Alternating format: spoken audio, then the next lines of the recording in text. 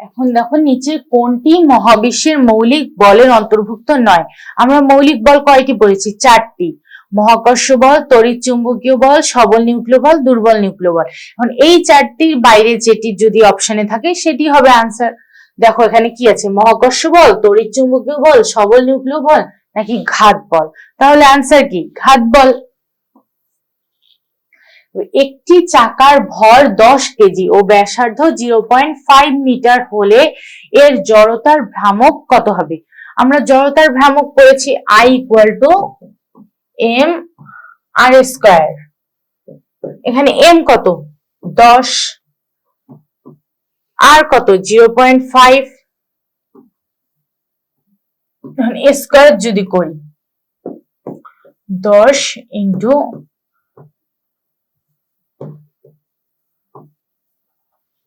25, এখানে 0.0025, তাহলে কি হবে? 2.5 কেজি মিটার স্কয়ার, অর্থাৎ 0.5 kg metre, 2.5 kg metre square হবে। আশা করি সবাই বুঝতে পেরেছো। নেক্সট আমরা চলে যাব নেক্সট স্লাইডে। তো নিউটনীয় বলবিদ্যার এ পর্যন্তই। আশা করি তোমাদের বুঝতে অসুবিধা হবে না। তাই আমরা চলে যাব নেক্সট অধ্যায়, কাজ ক্ষমতা শক্তি। দেখো কাজ কি? কাজ মূলত কোনো বস্তুর উপর বল প্রয়োগে যদি বস্তুর স্মরণ ঘটে, প্রযুক্ত বল আর বলের অভিমুখে যদি বলের উপাংশ, সেক্ষেত্রে বল প্রযুক্ত বল ও বলের গুণফলের মানে বলের স্মরণের অভিমুখে উপাংশের গুণফলকে কাজ বলে। এটি হচ্ছে স্কেলার রাশি। এর একক কি? জুল বা নিউটন। অর্থাৎ কোনো বস্তুর উপর আমরা যখন বল প্রয়োগ করব, বল প্রয়োগ করে যদি বস্তুটার অবস্থার পরিবর্তন ঘটে অর্থাৎ স্মরণ ঘটে, সেক্ষেত্রে বল এবং বলের অভিমুখে যে স্মরণ ঘটেছে সেটার উপাংশের গুণফল হচ্ছে কাজ। আর কাজ সবসময় স্কেলার রাশি হবে। আর এর একক সম্পর্কে জানি, এর একক হচ্ছে জুল বা নিউটন মিটার। জুল বা নিউটন মিটার। কাজের অভিকর্ষীয় একক হচ্ছে কেজি মিটার। এই কোশ্চেনটা কিন্তু অনেক অনেক ইম্পর্টেন্ট। দেখবা তোমরা বিগত মেডিকেলের কোশ্চেনেই এসেছে যে কাজের অভিকর্ষীয় একক কি? Kg metre. এর মাত্রা কি? এর মাত্রা হচ্ছে ml², T−2। যদি বলের প্রয়োগে, দেখো যদি বলের প্রয়োগে বস্তুর স্মরণ শূন্য হয় অর্থাৎ কোনো কাজ না হয়, সেক্ষেত্রে কি হবে? সেক্ষেত্রে সেটি শূন্য কাজ হবে, অর্থাৎ কোনো কাজই হবে না। কোণ সেক্ষেত্রে কি হবে? স্মরণ তো শূন্য, কোণ হবে 90 ডিগ্রি। কারণ আমরা জানি কাজ সমান F.S, যেহেতু এটি স্কেলার রাশি, স্কেলার গুণন। আর F.S হচ্ছে স্কেলার গুণন কি? cos theta. আর যদি শূন্য বসাতে চাই তাহলে থিটার মান কত হতে হবে? 90 ডিগ্রি। অথবা cos 90 ডিগ্রির মান 0, তাহলে টোটাল কাজটা হবে শূন্য। অর্থাৎ কোণ যদি 90 ডিগ্রি হয় সেক্ষেত্রে কাজ হবে শূন্য।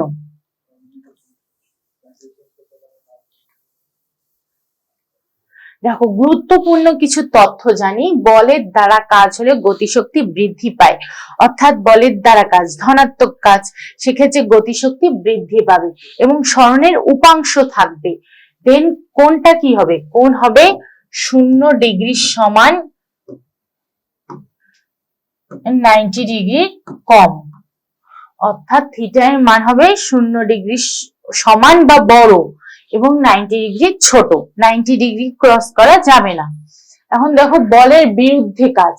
বলের বিরুদ্ধে কাজ কি? সেক্ষেত্রে হবে গতিশক্তি হ্রাস পাবে।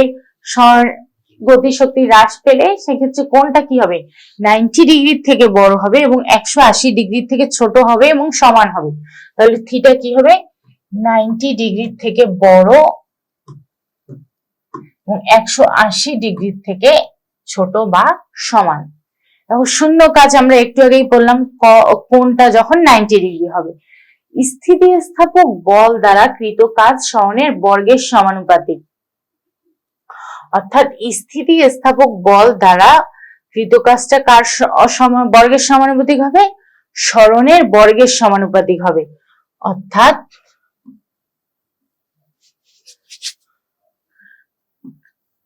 W সমানুপাতিক সরণ যদি m হয় তো m স্কয়ার হবে, যদি h হয় তো h স্কয়ার হবে। m তো আমরা সাধারণত জানি ভর, তাই h। যদি সরণ h হয় তাহলে W সমানুপাতিক মানে অর্থাৎ কাজ সমানুপাতিক h স্কয়ার। অভিকর্ষ বল দ্বারা আবার কাজ কি হয়? সরণের সমানুপাতিক হবে, সরণের বর্গের নয়, সরণের সমানুপাতিক হবে। এক্ষেত্রে কি হবে? সরণের সমানুপাতিক হবে, কারণ অভিকর্ষ বল দ্বারা কৃত কাজ হচ্ছে mgh। আশা করি সবাই বুঝতে পেরেছো। এবার নেক্সট স্লাইডে চলে যাই। দেখো, কাঁচা লোহার উপর অন্তরিত তামার তার জড়ালে তাতে যদি বিদ্যুৎ চালনা করা হয় তাহলে কি হবে? বিদ্যুৎ শক্তি চুম্বক শক্তিতে পরিণত হবে।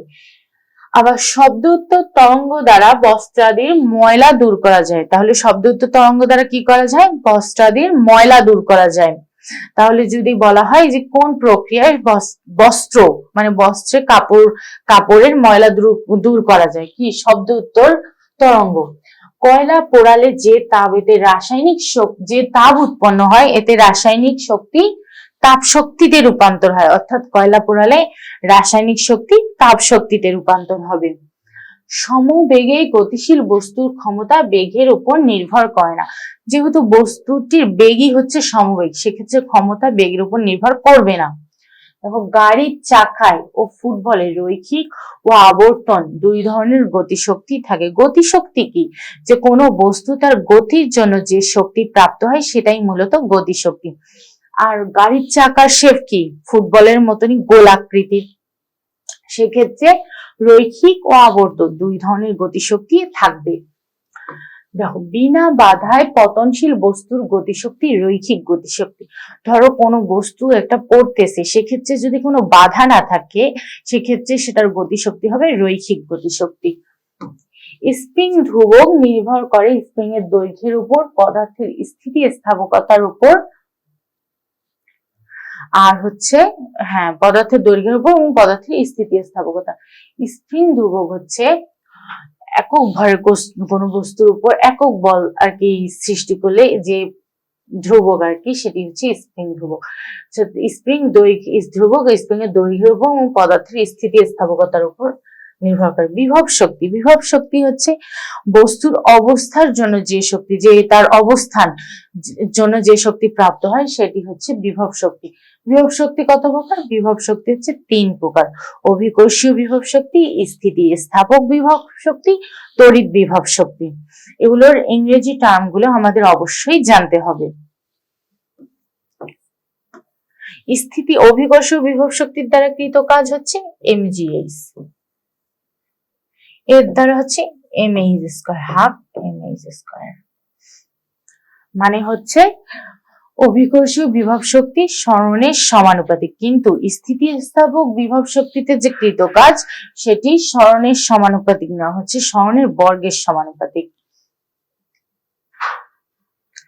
দেখো, ধনাত্মক কাজ মূলত কি? ধনাত্মক কাজ হচ্ছে বল সরণের মধ্যবর্তী কোণ 90 ডিগ্রি হবে। বল সরণের মধ্যবর্তী কোণ 90 ডিগ্রির কম হবে, সেক্ষেত্রে সেটি ধনাত্মক কাজ হবে। এবং এক্ষেত্রে কাজ যদি ধনাত্মক হয় তাহলে সেটি কি হবে? বলের দ্বারা কাজ হবে। অর্থাৎ কাজ ধনাত্মক হলে বলের দ্বারা কাজ হবে। এবং বল ও সরণের মধ্যবর্তী কোণ 90 ডিগ্রির বেশি হলে কি হবে? ঋণাত্মক কাজ হবে। ধনাত্মক কাজ কি? যে থিটা কি হবে? 0 ডিগ্রির সমান এবং বড় 90 ডিগ্রি থেকে ছোট। এবং ঋণাত্মক কাজে কি হবে? 90 ডিগ্রির থেকে বড়, 180 ডিগ্রি থেকে ছোট বা সমান। দেন হচ্ছে আর 90 ডিগ্রি হলে তো শূন্য কাজ, দেন হচ্ছে স্প্রিং ধ্রুবক। আসো আমরা কি জানছি, স্প্রিং ধ্রুবক কোন দুটি বিষয়ের উপর নির্ভর করে? দৈর্ঘ্যের উপর এবং তার স্থিতিস্থাপকতার উপর। এখন জানবো স্প্রিং ধ্রুবকটা আসলে কি। স্প্রিং ধ্রুবক হচ্ছে স্প্রিং এর একক দৈর্ঘ্য বৃদ্ধির জন্য যে প্রযুক্ত বল, মানে কোন স্প্রিং এর একক দৈর্ঘ্য বৃদ্ধি করতে যাচ্ছি, সেক্ষেত্রে একক দৈর্ঘ্যের অর্থাৎ একক দৈর্ঘ্যে, আমি তখন একক ভরে বলেছিলাম, সরি, একক দৈর্ঘ্যের বস্তুর উপর যদি একক বল মানে একক দৈর্ঘ্য, স্প্রিং এর একক দৈর্ঘ্য বৃদ্ধি করতে চাই, সেক্ষেত্রে যে বলটা প্রযুক্ত হবে সেটি হচ্ছে স্প্রিং এর বল ধ্রুবক। এর একক হচ্ছে newton metre inverse 1, newton metre inverse 1। কেন? এটা হচ্ছে এফ, এফ বাই একক দৈর্ঘ্য। দৈর্ঘ্য যদি এম হয়, আর হয়, ধরো এফ হচ্ছে নিউটন আর হচ্ছে মিটার, সেক্ষেত্রে নিউটন মিটার ইনভার্স 1। এর একক হচ্ছে নিউটন মিটার ইনভার্স 1। আর হচ্ছে এম এল ইনভার্স 2, এর মাত্রা হচ্ছে এম এল ইনভার্স 2, সরি, এখানে এম টি ইনভার্স 2 হবে। কিভাবে? দেখো, এফ বাই আর যদি হয় তাহলে এম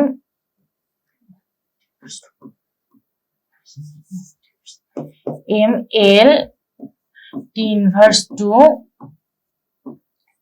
এখানে যদি এল হয় তাহলে কি হবে? এল এল কাটা যাবে, তাহলে এম টি ইনভার্স 2। এটি কয়টি বিষয়ের উপর নির্ভর করে? 3টি বিষয়, স্প্রিং এর দৈর্ঘ্য, জ্যামিতিক গঠন, পদার্থের স্থিতিস্থাপকতার উপর। তাহলে স্প্রিং ধ্রুবকের একক কি? M T inverse 2। দেন চলে যাব পরের স্লাইডে। ক্ষমতা, কাজ করার হারকেই ক্ষমতা বলে। এটিও স্কেলার রাশি, কাজ যেমন একটি স্কেলার রাশি, ক্ষমতাও স্কেলার রাশি। এর একক কি? জুল সেকেন্ড ইনভার্স 1, অর্থাৎ জুল সেকেন্ড ইনভার্স 1। আমরা জানি কাজের একক কি? জুল, আর ক্ষমতার একক জুল সেকেন্ড ইনভার্স 1। এর মাত্রা তাহলে কি হবে? M L square T inverse 3, M L square T inverse 3। দেখো, ক্ষমতা equal to W by T, অর্থাৎ কাজ করার হারকে আমরা ক্ষমতা বলতেছি। বাট টর্ক ইনটু কৌণিক বেগ, টাও ইনটু কৌণিক বেগ মানে টাও ওমেগা। এক অশ্ব ক্ষমতা, আমরা অশ্ব ক্ষমতা জানি 746 ওয়াট, অর্থাৎ এক সেকেন্ডে যদি 746 ওয়াট কাজ করায়, তাহলে কাজ করার হারকে সেটা হচ্ছে এক অশ্ব ক্ষমতা বলে। যেমন আমরা বলি 1 ওয়াট, যেহেতু ক্ষমতার একক কি? জুল সেকেন্ড ইনভার্স 1 বা ওয়াট একই কথা। ওয়াট, 1 ওয়াট কাকে বলে? 1 সেকেন্ডে 1 জুল পরিমাণ কাজ করাকে 1 ওয়াট বলে। কোশ্চেনে আসবে যে 1 ওয়াট বলতে কি বুঝো, নিচের কোনটি? 1 ওয়াট বলতে নিচের কোনটি? 1 সেকেন্ডে 1 জুল কাজ করা, 2 সেকেন্ডে 1 জুল কাজ করা, না 1 সেকেন্ডে 2 জুল কাজ করা, এরকম। তাহলে 1 ওয়াট বলতে 1 সেকেন্ডে 1 জুল কাজ করার কে 1 ওয়াট বলে। দেখো, গুরুত্বপূর্ণ কিছু সূত্র। স্প্রিং প্রসারণে আমরা স্প্রিং ধ্রুবক সম্পর্কে জেনেছি যে একক দৈর্ঘ্য বৃদ্ধিতে, স্প্রিং এর দৈর্ঘ্য একক বৃদ্ধিতে যে পরিমাণ বল প্রযুক্ত হয়। তাহলে স্প্রিং প্রসারণের কাজ হচ্ছে W equal to half K x square. Spring ধ্রুবক F বাই এক্স, গতিশক্তি, আমরা যে গতির কারণে যে শক্তিটি প্রাপ্ত হয় সেটি হচ্ছে গতিশক্তি, equal to half K x square. বিভব শক্তি কি? বিভব শক্তি হচ্ছে ইকুয়াল টু mgh। ক্ষমতা কি? ক্ষমতা হচ্ছে কাজ করার হার, অর্থাৎ P equal to W by T, অর্থাৎ mgh ভাগ T equal to F dot V equal to F V cos theta, কারণ ডট কোসাইনের সূত্র মেনে চলে, তাই cos থিটা। দেখো, তাহলে হচ্ছে ক্ষমতা সমান কত কিছু লেখা যায়। P ইকুয়াল টু W ভাগ T, mgh ভাগ T, কারণ W equal to mgh, F dot V cos theta, অনেক কিছু লেখা যায়। এখন স্থিতিস্থাপক বিভব শক্তি কি? হাফ কে এক্স স্কয়ার। তাহলে স্থিতিস্থাপক বিভব শক্তি স্বর্ণের বর্গের সমানুপাতিক। অভিকর্ষ বিভব শক্তি কি? mgh। কর্মদক্ষতা ইফিসিয়েন্সি, কর্মদক্ষতা সমান কি? কার্যকর শক্তি ভাগ মোট সরবরাহকৃত শক্তি ইন্টু কি হবে? 100%, 100। কার্যকর শক্তি ভাগ মোট সরবরাহকৃত শক্তি। সূত্রগুলো অবশ্যই মনে রাখবা, কিছু অঙ্ক করতে আমাদের কাজে লাগবে। দেখো বল, বল হচ্ছে দুই প্রকার। কি কি? সংরক্ষণশীল বল অর্থাৎ কনজারভেটিভ ফোর্স এবং অসংরক্ষণশীল বল অর্থাৎ নন কনজারভেটিভ ফোর্স। সংরক্ষণশীল বল বলতে কি বুঝি? সংরক্ষণশীল বল হচ্ছে বস্তুর অবস্থানের উপর নির্ভর করে, অর্থাৎ সংরক্ষণশীল বল কিন্তু আমরা পুনরুদ্ধার করতে পারবো। এটি বস্তুর অবস্থানের উপর নির্ভর করে, পথের উপর নির্ভর করে না। পুনরুদ্ধার সম্ভব, মোট কাজ শূন্য, যান্ত্রিক শক্তি সংরক্ষিত হয়। অর্থাৎ দেখো অনেক টাইমে অনেকে আমাদের কাছে অনেক কিছু নেয়, কারো মন মানসিকতা যে সে দিতে চায়, তার আবার কেউ কেউ আছে কেউ দিতে চায় না, কেউ টাকা হলাম নিলেও সেটা দিতে চায় না, অনেক ক্লু মানে অনেক বাহানা বানায় যে আমি এখানে আছি ওখানে আছি। সংরক্ষণশীল বলটা ঠিক উল্টো, যে সে দিবে তোমাকে, সে হচ্ছে লয়াল, যে ওই নিচে সে তোমাকে দিবে, কিন্তু সে তার অবস্থান, সে তার অবস্থানের উপর নির্ভর করে, যে সে তার কি অবস্থা সেই অবস্থার উপর নির্ভর করে, সে পথের উপর নির্ভর করে না যে না আমি এই পথে আছি এটাই আজকে দিতে পারতেছি না, এরকম না। তাহলে সংরক্ষণশীল বল হচ্ছে অবস্থানের উপর নির্ভর করে, পথের উপর নির্ভর করে না। এর থেকে পুনরুদ্ধার সম্ভব, মানে এর কাছে তুমি যেটা পাও সেটা তুমি নিতে পারবা, চিন্তা করার কোনো দরকার নেই যে না আমি পারবো না, এমন না, সে তোমাকে দিবেই, তাহলে সেটি হচ্ছে পুনরুদ্ধার করা সম্ভব। মোট কাজ শূন্য হয়, এটা দিয়া দেয়, সে কারণে এটা হচ্ছে তার কাজটা শূন্য হয়, যান্ত্রিক শক্তি সংরক্ষিত থাকে। তাহলে কাজ যদি শূন্য হয় সেক্ষেত্রে সম্পর্ক ভালো থাকে আমাদের, এই জন্য যান্ত্রিক শক্তি সংরক্ষিত থাকে। তোমরা এভাবে মনে রাখতে পারবা। যেমন এই বলের কিছু উদাহরণ আছে, যেমন মহাকর্ষ বল, অভিকর্ষ বল, তড়িৎ বল, এসব হচ্ছে সংরক্ষণশীল বল। আবার দেখো অসংরক্ষণশীল বল, এটি হচ্ছে অবস্থানের উপর নির্ভর করে না, এটি পথের উপর নির্ভর করে, মানে অনেক বাহানা দেয়, এটা কখনোই তুমি পুনরুদ্ধার করতে পারবা না, অর্থাৎ পুনরুদ্ধার সম্ভব নয়। মোট কাজ শূন্য নয়, তার সাথে তোমার কোনোদিনও সম্পর্ক ঠিকঠাক হবে না, তাহলে মোট কাজ শূন্য নয়, তাহলে যান্ত্রিক শক্তি সংরক্ষিত হয়নি। যেমন হচ্ছে সান্দ্র বল, ঘর্ষণ বল, সবল নিউক্লিয় বল, দুর্বল নিউক্লিয় বল, এগুলো হচ্ছে অসংরক্ষণশীল বল। যেমন সবল নিউক্লিয় বল আর দুর্বল নিউক্লিয় বল কে কিন্তু মনে হবে সংরক্ষণশীল বল, কিন্তু আসলে এরা সংরক্ষণশীল বল নয়, এরা মূলত অসংরক্ষণশীল বল। আসি এখন শক্তির রূপান্তর, ট্রান্সফরমেশন অফ এনার্জি, রূপান্তর। আমরা যে এতগুলো শক্তি পড়লাম, আমরা যদি এর রূপান্তর সম্পর্কে না জানি তাহলে আমাদের শক্তি পড়া বৃথা। দেখো আমরা আমাদের দৈনন্দিন জীবনে অনেক শক্তি ব্যবহার করে থাকি, তার মধ্যে কিছু কিছু রূপান্তর দেখি। যেমন আমরা যান্ত্রিক শক্তি থেকে বিদ্যুৎ শক্তি, এটা কিভাবে রূপান্তর হয়? যখন আমরা পানির গতিশক্তির সাহায্যে টারবাইন ঘুরিয়ে বিদ্যুৎ উৎপাদন করছি, বর্তমানে কি আমরা পানির গতিশক্তির সাহায্যে টারবাইন ঘুরিয়ে বিদ্যুৎ উৎপাদন করছি, কাপ্তাই জলবিদ্যুৎ কেন্দ্র, এখানে কিন্তু পানির গতিশক্তির সাহায্য নিয়েই টারবাইন ঘুরিয়ে বিদ্যুৎ উৎপাদন করা হচ্ছে। তাহলে এটাতে কোন শক্তি রূপান্তর হচ্ছে? যান্ত্রিক শক্তি বিদ্যুৎ শক্তিতে রূপান্তর হচ্ছে। দেন দেখো কলমের খালি মুখে, কলম হচ্ছে খালি মুখে, কলমকে খুলে খালি মুখে আমরা যখন ফু দেই সেক্ষেত্রে কি হয়? যান্ত্রিক শক্তি শব্দ শক্তিতে রূপান্তর হয়। দেন হচ্ছে হাতে হাতে, এই যে আমরা হাতে হাতে ঘষি, এক্ষেত্রে কি হাতটা দেখো গরম হচ্ছে, কিছুক্ষণ পর ঘষার পর কিছুক্ষণ হাতটা গরম হয়, এক্ষেত্রে কি হয়? যান্ত্রিক শক্তি তাপ শক্তিতে উৎপন্ন হয়। দেন হচ্ছে বৈদ্যুতিক ইস্ত্রি, আমরা যে বৈদ্যুতিক আয়রনে বিদ্যুৎ চালনা করে কাপড় ইস্ত্রি করি, কাপড় আয়রন করি, সেক্ষেত্রে কি হয়? বিদ্যুৎ শক্তি তাপ শক্তিতে উৎপন্ন হয়। সেক্ষেত্রে দেখবা কাপড় আয়রন করার পর কাপড় কিন্তু একটু গরম থাকে, সেক্ষেত্রে বিদ্যুৎ শক্তি তাপ শক্তিতে উৎপন্ন হচ্ছে, রূপান্তর হচ্ছে। দেন হচ্ছে ফটো ইলেকট্রিক কোষে আলো ফেলে বিদ্যুৎ প্রবাহ তৈরি। আমরা ফটো ইলেকট্রিক কিছু কোষ আছে সেগুলোতে আলো ফেলে বিদ্যুৎ উৎপাদন করি, এক্ষেত্রে কি হয়? এক্ষেত্রে আলোক শক্তি বিদ্যুৎ শক্তিতে রূপান্তর হয়, আলোক শক্তি বিদ্যুৎ শক্তিতে রূপান্তর হয়। তাহলে আমরা কিছু জানলাম এখানে রূপান্তর সম্পর্কে। আমাদের বইয়ে কিন্তু অনেক অনেক বিস্তারিত আলোচনা আছে। আমাদের অবশ্যই কিন্তু মেইন বুক ফলো করতে হবে। তোমরা যত কিছুই পড়ো না কেন, মেইন বইয়ের বিকল্প কিন্তু কিছুই নেই। আমাদের মেইন বই আমরা যত ভালো করে পড়বো, যত কোশ্চেন সলভ করব, যত টাইম পরীক্ষা দিব, বারবার পরীক্ষা দেওয়ার মাধ্যমে আমাদের টাইম ম্যানেজমেন্টটা ঠিক থাকবে, সেক্ষেত্রে আমরা আমাদের পরীক্ষায় ভালো ফলাফল অর্জন করতে পারবো। তো আমরা বইয়ে আরো অনেক ব্যবহার আছে, অনেক শক্তি রূপান্তর আছে, সেগুলো পড়ে নেব। দেন আসো এই অধ্যায়ে কিছু সার সংক্ষেপ, যেমন মহাকর্ষীয় বিভব। মহাকর্ষীয় বিভবের সর্বোচ্চ মান কোথায় হয়? অসীমে, এবং তার মান কি? শূন্য।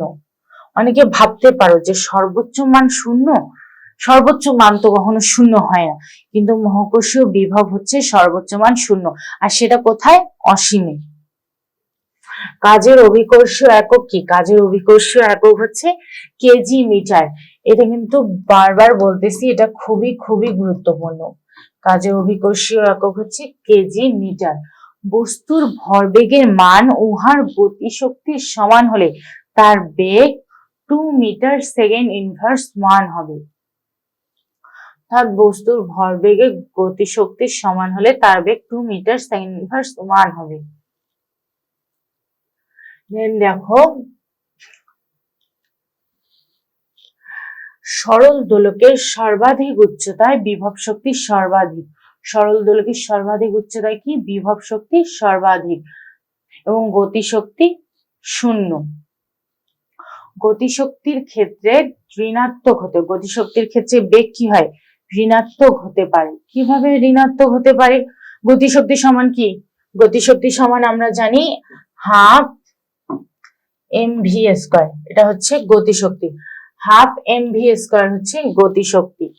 গতিশক্তির ক্ষেত্রে বেগ ঋণাত্মক। এখন বেগটা যদি আমরা ঋণাত্মক ধরি, সাপোজ ধরো বেগ হচ্ছে ঋণাত্মক, অর্থাৎ মাইনাস ভি। এখন আমরা ঋণাত্মককে যদি স্কয়ার করি কি হবে? অবশ্যই ধনাত্মক হবে। তাহলে টোটাল কি দাঁড়ালো?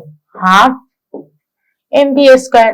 অর্থাৎ গতিশক্তির ক্ষেত্রে বেগ কখনোই ঋণাত্মক হয় না। বেগ ঋণাত্মক হলেও সেটা স্কয়ার দ্বারা ধনাত্মক হয়ে যায়। মানে গতিশক্তির ক্ষেত্রে বেগ ঋণাত্মক হতে পারে, গতিশক্তির ক্ষেত্রে বেগ ঋণাত্মক হতে পারে। ঋণাত্মক হলে সেটা স্কয়ার দ্বারা ধনাত্মক হয়।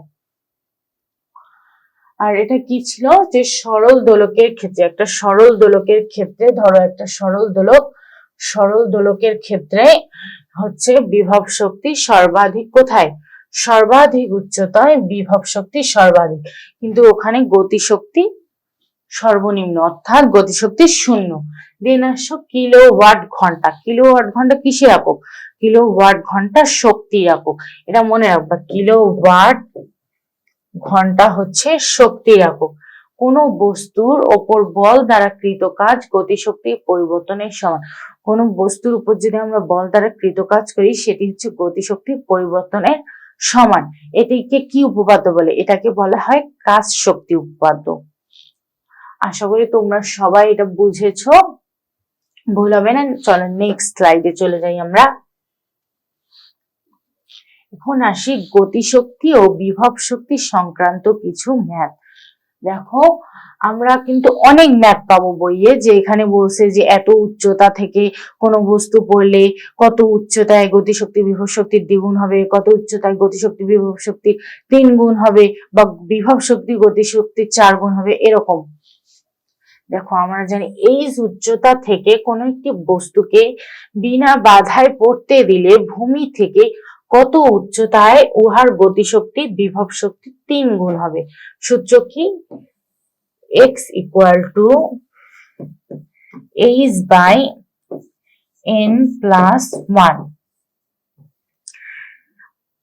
তাহলে ধরো এই উচ্চতা থেকে, এখন এখানে যদি বলা হতো এই উচ্চতা থেকে, অর্থাৎ এখানে যদি বলা হয় 30 মিটার উচ্চতা থেকে কোনো একটি বস্তুকে বিনা বাধায় পড়তে দিলে ভূমি থেকে কত উচ্চতায় উহার গতিশক্তি বিভব শক্তির 3 গুণ হবে। তাহলে কি বের করতে বলছি? কত উচ্চতায় বলতে x, অর্থাৎ x, h কত? h হচ্ছে 30, n প্লাস 1, n হচ্ছে কত দেখো এখানে কোথায় 3 গুণ n, এটা হচ্ছে n কত গুণ 3 গুণ অর্থাৎ 3 প্লাস 1 30/4 ক্যালকুলেশন করে যেটা হবে সেটা হবে আনসার। এখন দেখো আমরা এখন পড়ব গতিশক্তি ও বিভব শক্তি সংক্রান্ত কিছু ম্যাথ। যেমন হচ্ছে আমাদের অনেক টাইমে তোমরা দেখবা যে গতিশক্তি এত উচ্চতা থেকে, এত মিটার উচ্চতা থেকে কোনো বস্তুকে পড়তে দিলে ভূমি থেকে কত উচ্চতায় বিভব শক্তি গতিশক্তির কত গুণ, এরকম কিছু টাইপের ম্যাথ আসে। তাই আমরা এর কিছু শর্ট টেকনিক ফলো করে ম্যাথগুলো সলভ করব। তাহলে চলো এখন দেখো এই উচ্চতা থেকে একটি বস্তুকে বিনা বাধায় পড়তে দিলে ভূমি থেকে কত উচ্চতায় উহার গতিশক্তি বিভব শক্তির 3 গুণ হবে। এখানে মনে রাখবে এই উচ্চতা, অর্থাৎ এই উচ্চতা থেকে যদি কোনো একটি বস্তুকে পড়তে দেয় যে নির্দিষ্ট একটা উচ্চতায় গিয়ে সেটি বিভব শক্তি গতিশক্তির এত গুণ হবে বা সমান হবে, এরকম হবে। তখন আমরা এখন এটার মানে হচ্ছে x ইকুয়াল টু, তাহলে যদি ম্যাথ বের করতে বলে যে গতিশক্তি, যদি বলে গতিশক্তি বিভব শক্তির কত গুণ, সেক্ষেত্রে x equal to h by n plus 1। কিন্তু এমনও তো বলতে পারে যে বিভব শক্তি গতিশক্তির কত গুণ, তাহলে গতিশক্তি যদি বলা হয় গতিশক্তি বিভব শক্তির এত গুণ হলে তাহলে h বাই n প্লাস 1। কিন্তু যদি বলে যে এটা হচ্ছে কে গতিশক্তি বিভব শক্তির কত গুণ, আর এটা যদি বলে যে পটেনশিয়াল এনার্জি অর্থাৎ বিভব শক্তি গতি শক্তির এত গুণ হবে, সেক্ষেত্রে হবে h n h divided by n plus 1। এইটা হচ্ছে আমাদের শর্ট টেকনিক। চলো এখন আমরা এই মানে গতিশক্তি বিভব শক্তির 3 গুণ হবে এই রিলেটেড একটা ম্যাথ করি। সাপোজ ধরো এটা আছে 20 মিটার, যে 20 মিটার উচ্চতা থেকে একটি বস্তুকে বিনা বাধায় পড়তে দিলে ভূমি থেকে কত উচ্চতায় উহার গতিশক্তি বিভব শক্তির 3 গুণ হবে। তাহলে h কত, h সমান হচ্ছে 20 মিটার, এটা হচ্ছে 20 n 3 গুণ, যত গুণ এটা হচ্ছে n, অর্থাৎ 3 প্লাস 1, তাহলে 20 ডিভাইডেড বাই 4,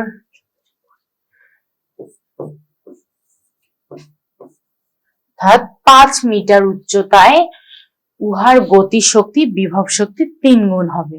এখন এটাই যদি বলা হতো যে বিভব শক্তি গতিশক্তির 3 গুণ হবে, সেক্ষেত্রে আমরা কি করতাম, আমরা বের করতাম EP equal to NH by n plus 1, 3 গুণ n, h কত 20, অর্থাৎ 3 প্লাস 1, 3 20 কত 60, 60 প্লাস 4 কত হবে 4 15 60, অর্থাৎ 15 মিটার উচ্চতায় গিয়ে বিভব শক্তি গতিশক্তির 3 গুণ হবে। আশা করি তোমরা বুঝতে পেরেছো। এই রিলেটেড ম্যাথ দেখবা অনেক এসেছে অনেক অ্যাডমিশনে, তাই তোমরা যদি এই টেকনিক ফলো করো ইনশাআল্লাহ তোমরা সেটা সলভ করতে পারবে। চলো নেক্সট স্লাইডে যাই। দেখো আমাদের কিছু কোশ্চেন এসছে। কোন কণার উপর F equal to 2y plus 3j হচ্ছে j মাইনাস 3k নিউটন ও বলের ক্রিয়ায় সরণ আর সমান I plus j plus k হলে কৃত কাজ কত। তাহলে আমাদের কৃত কাজ বের করতে বলছে। আমরা কৃত কাজ সমান কি জানি, আমরা কৃত কাজ সমান জানি F ডট S, অর্থাৎ W is equal to F dot S, অর্থাৎ এটা হচ্ছে ডট গুণফল। এখন আমরা ডট গুণফল করব। দেখো এটা কি স্কেলার গুণন। আমাদের ভেক্টর রাশি অধ্যায়ে আমরা স্কেলার গুণন সম্পর্কে অনেক ভালোভাবে জেনে এসেছি। দেখো পদার্থ বিজ্ঞান অধ্যায়ে একটা অধ্যায় আরেকটা অধ্যায়ের সাথে সম্পর্কযুক্ত। আমরা যদি এখনো ভেক্টর বা স্কেলার গুণন না পারি তাহলে কি আমরা এই ম্যাথটা সলভ করতে পারবো? অবশ্যই পারবো না। তাই আমাদের ভালোভাবে আগে স্কেলার গুণন, ভেক্টর গুণন এসব জানতে হবে। তাহলে দেখো আমরা স্কেলার গুণনে কি জানতাম? সমজাতীয় রাশিদের গুণন হবে। সমজাতীয় মানে আই আই, জে জে, কে কে এসব রাশি। তাহলে এখানে কি হবে? আই আই, অর্থাৎ আই এর সাথে আই গুণ হবে। তাদের সহগ দেখো কি আছে? 2 আর 1। 2 এর সাথে 1 গুণ করলে 2, আই আই গুণ করলে 1 প্লাস, যেহেতু এখানেও প্লাস আছে ওখানেও প্লাস আছে, প্লাসে প্লাসে প্লাস 3 1, 3 এর সাথে 1 গুণ করলে 3, জে জে গুণ করলে 1। এখন দেখো এখানে মাইনাস, আবার এখানে কি প্লাস, প্লাসে মাইনাসে মাইনাস, প্লাসে মাইনাসে মাইনাস। তাহলে আমাদের কি হলো? আর 3 এর সাথে 1 গুণ করলে 3। দেখো 2 প্লাস 3 মাইনাস 3। এখন এটা যদি আমরা 3 3 বাদ দিই, মানে 3 প্লাস 3 মাইনাস 3 কত হবে? 0। তাহলে আনসার কি হবে? 2। আমরা কালারটা চেঞ্জ করে নিই একটু। তাহলে দেখো এখানে হচ্ছে 2 অ্যান্সার, মানে আমরা F dot S K scalar গুণন করার পর আমাদের কি অ্যান্সার বের হলো? 2। দেখো এখানে 2 কোথায় আছে? 4 জুল, 6 জুল, 2 জুল নাকি 7 জুল? তাহলে অ্যান্সার কি হবে? 2। এখন আসি, গুলির বেগ দ্বিগুণ বৃদ্ধি পেলে গতিশক্তি কত গুণ বৃদ্ধি পায়? গতিশক্তির সঙ্গে বেগের কি সম্পর্ক? আমরা গতিশক্তি সমান কি জানি? ই কে, মানে কাইনেটিক এনার্জি। ই কে সমান হাফ এম ভি স্কয়ার, অর্থাৎ এখানে ই কে সমানুপাতিক ভি স্কয়ার, অর্থাৎ ই কে সমান ভি স্কয়ার, অর্থাৎ বেগ দ্বিগুণ বৃদ্ধি পেলে, বেগটা কত? দ্বিগুণ। তাহলে গতিশক্তি কত গুণ বৃদ্ধি পাবে? ভি যদি 2 হয়, ভি সমান 2, তাহলে কি হবে? 2 স্কয়ার। 2 স্কয়ার মানে কি? 4 গুণ বৃদ্ধি পাবে। তাহলে আনসার হবে 4 গুণ। দেখো আরেকটা আসছে কি, গুলির বেগ 3 গুণ করা হলে কয়টি তক্তা ভেদ করতে পারবে? আমরা আমাদের লেকচার 1-এ এই তক্তার ম্যাথ করে আসছি, এখানে আমরা আরেকবার করব। তাহলে যারা আমাদের লেকচার 1টা দেখবে তারা এই তক্তার ম্যাথ কিন্তু ইজিলি করতে পারবে। তাহলে আমরা কি বলেছিলাম? তক্তা ভেদ করার ক্ষেত্রে তক্তার সংখ্যা সমান ভি স্কয়ার। এখন গুলির বেগ 3 গুণ, তার মানে কি? V square. 3 স্কয়ার, 3 স্কয়ার মানে 9। তাহলে তক্তা কয়টি তক্তা ভেদ করতে পারবে? 9টি তক্তা ভেদ করতে পারবে। আনসার হবে 9টি। এখন দেখো 270 কেজি ভরের একটি বোঝা ক্রেনের সাহায্যে 0.1 মিটার পার সেকেন্ড বেগে উপরে ওঠানো হলে ক্ষমতা কত? এখানে বলছে ক্ষমতা কত। দেখো আমরা কি পড়ছিলাম? আমরা পড়ছিলাম হচ্ছে ডাব্লিউ ইকুয়াল টু কত? ক্ষমতা ইকুয়াল টু, ওয়াট, হচ্ছে ক্ষমতা সমান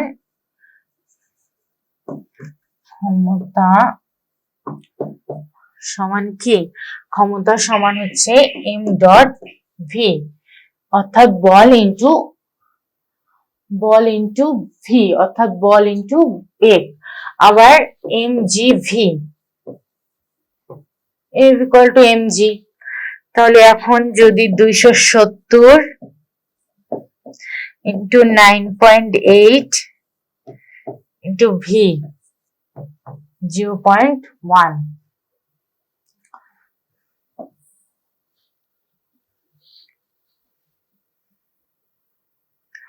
তাহলে এখানে 10, এটা কেটে 10 কাটা, এইরকম করে ক্যালকুলেশন করলে আমরা অ্যান্সার পেয়ে যাব। দেন হচ্ছে 100 মিটার উচ্চতা থেকে কোনো বস্তু কে বিনা বাধায় পড়তে দিলে কত উচ্চতায় গতিশক্তি বিভব শক্তির 3 গুণ হবে। তাহলে বলা হচ্ছে, দেখছো আমরা কিছুক্ষণ আগেই কিন্তু গতিশক্তি বিভব শক্তির ম্যাথ করে এসেছি। তাহলে আমাদের 10 মিটার উচ্চতা থেকে কোনো বস্তুকে বিনা বাধায় পড়তে দিলে, একটা বস্তুকে যদি 10 মিটার উচ্চতা থেকে আমরা পড়তে দিই, ধরো এইটা একটা উচ্চতা 10 মিটার উচ্চতা থেকে আমরা পড়তে দিই একটা বস্তুকে, তাহলে বিনা বাধায় কত উচ্চতায় গতিশক্তি বিভব শক্তির 3 গুণ, সরি 10 মিটার না 100 মিটার উচ্চতা থেকে। এখন আমরা কি পড়ছিলাম, গতিশক্তি বিভব শক্তির n গুণ হলে সেক্ষেত্রে হবে h/n+1।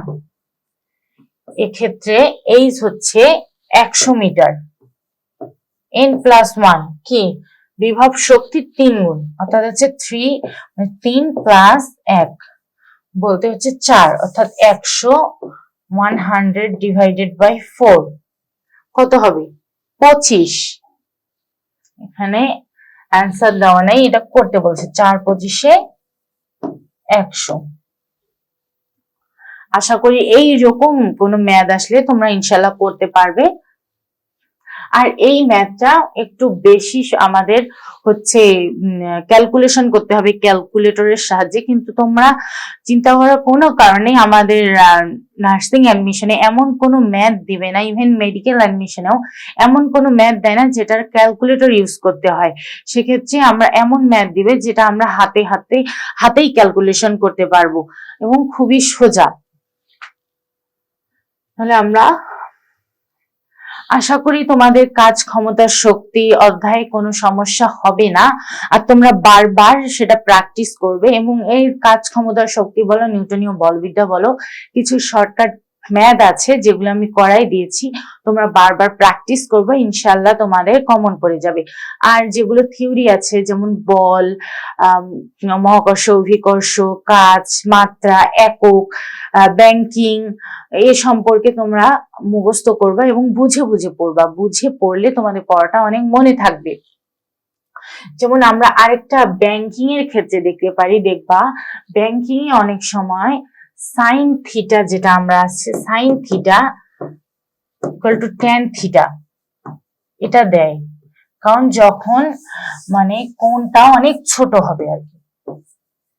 আর আমরা ব্যাংকিং কোণ tan theta equal to v²/rg এটাই জানি তো, তাই তো। এখন যদি ধরো এটা হচ্ছে লম্ব, এইটা যদি কোণ হয় তাহলে আমরা কি জানি, সাইন থিটার সমান কি লম্ব বাই অতিভুজ। থিটা যদি এটা হয়, থিটার সাপেক্ষে লম্ব কোনটা, এটা এটা কি, এটা অতিভুজ। এটা যদি এইচ হয়, এটা যদি ডি হয়, আর আমরা জানি কি সাইন থিটা ইকুয়াল টু লম্ব বাই অতিভুজ, অর্থাৎ h/d অর্থাৎ ইকুয়াল টু v²/rg। এক্ষেত্রে তোমার যে কোনো একটা বের করতে বলবে, এইচ এর মান, এইচ বের করতে বললে ভি এর মান দেয়া থাকবে, ডি এর মান দেয়া থাকবে, আর এর মান দেয়া থাকবে, জি তো আমরা জানি। দেন ভি বের করতে বললে এইচ এর মান দেয়া থাকবে, ডি এর মান দেয়া থাকবে, আর এর মান দেয়া থাকবে, জি এর মান দেয়া থাকবে। অর্থাৎ 4টা বা 5টা যেটাই থাকুক না কেন, চলো যে কোনো একটা বের করতে বলে বাকিগুলোর মান দেয়াই থাকবে, ইনশাল্লাহ তোমাদের কোনো অসুবিধা হবে না। তো চলো নেক্সট স্লাইড। মহাকর্ষ ও অভিকর্ষ, গ্রাভিটেশন অ্যান্ড গ্র্যাভিটি। অর্থাৎ মহাকর্ষ কি, আমরা পড়েছি মহাকর্ষ একটা আকর্ষণ, অভিকর্ষ একটা আকর্ষণ। মহাকর্ষ হলো পৃথিবীর যে কোনো দুটি বস্তুর মধ্যে যে আকর্ষণ, সেটি হচ্ছে মহাকর্ষ। আর অভিকর্ষের ক্ষেত্রে কি, যে বস্তু দুটোই হতে হবে, কিন্তু সেক্ষেত্রে একটা বস্তু হবে পৃথিবী এবং অপর বস্তুটি হবে অন্য যে কোনো একটা পৃথিবীর মধ্যে যে কোনো বস্তু। কিন্তু অভিকর্ষতে একটা বস্তুকে অবশ্যই পৃথিবী হতে হবে, তাহলেই সেটা অভিকর্ষ হবে। আর অভিকর্ষ ত্বরণটা কি, অভিকর্ষ ত্বরণ হচ্ছে ভূপৃষ্ঠে মুক্তভাবে কোনো পরন্ত বস্তুর বেগ বৃদ্ধির হারকেই অভিকর্ষ ত্বরণ বলে। দেখো, স্যার আইজ্যাক নিউটন মহাকর্ষ সূত্র আবিষ্কার করেন। আমরা যেহেতু মহাকর্ষ অভিকর্ষ পড়তেছি, অবশ্যই কোশ্চেন আসতে পারে যে মহাকর্ষ সূত্র কে আবিষ্কার করেন। তাহলে কে আবিষ্কার করেন? মহাকর্ষ সূত্র আবিষ্কার করেন স্যার আইজ্যাক নিউটন। দেন আসো পড়ন্ত বস্তুর সূত্র। আমরা গতিবিদ্যা অধ্যায়ে পড়ন্ত বস্তু কয়টি সূত্র পেয়েছি? 3টি সূত্র। আর এটা কে আবিষ্কার করেন? বিজ্ঞানী গ্যালিলিও। তারপর গ্রহের ইভেন আমরা কি পড়েছিলাম? পড়ন্ত বস্তুর সূত্রের যে গিনিপালক পরীক্ষা, সেটা কে করেছেন? বিজ্ঞানী নিউটন। সেটা করা হয় কত ফুট উঁচু দালান থেকে? 180 ফুট উঁচু। গ্রহের গতিসূত্র সম্পর্কিত সূত্র। গ্রহের গতিসূত্র কে দেন? এটা বিজ্ঞানী কেপলার। বিজ্ঞানী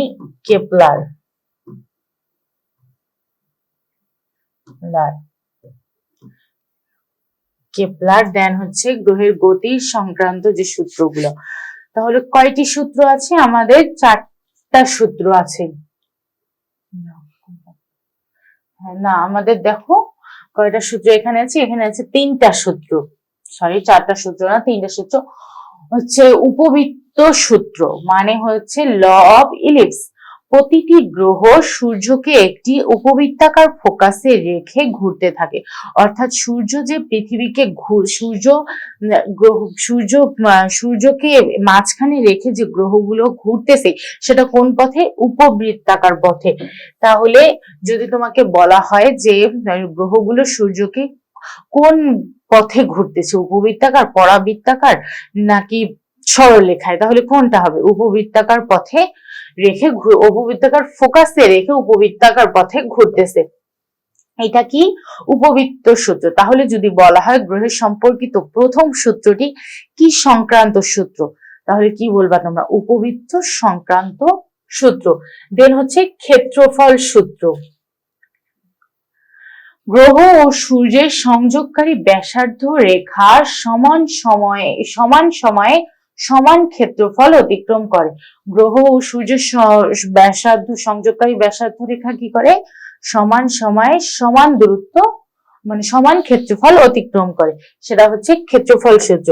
তাহলে ক্ষেত্রফল সূত্রটা কত নম্বর সূত্র? 2 নম্বর সূত্র। দেন আসো সময় সূত্র, ল অফ টাইম। প্রতিটি গ্রহের পর্যায়কালের বর্গ সূর্য হতে তার গড় দূরত্বের ঘনফলের সমানুপাতিক। অর্থাৎ পর্যায়কাল যদি টি হয়, এর বর্গ সূর্য হতে তার গড় ঘনত্ব যদি আর হয়, তাহলে ঘনত্বের ঘনফলের সমানুপাতিক।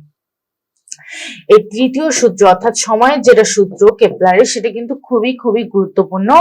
তো মনে রাখবা, প্রতিটি গ্রহের পর্যায়কালের বর্গ তার গড় দূরত্বের ঘনফলের সমানুপাতিক।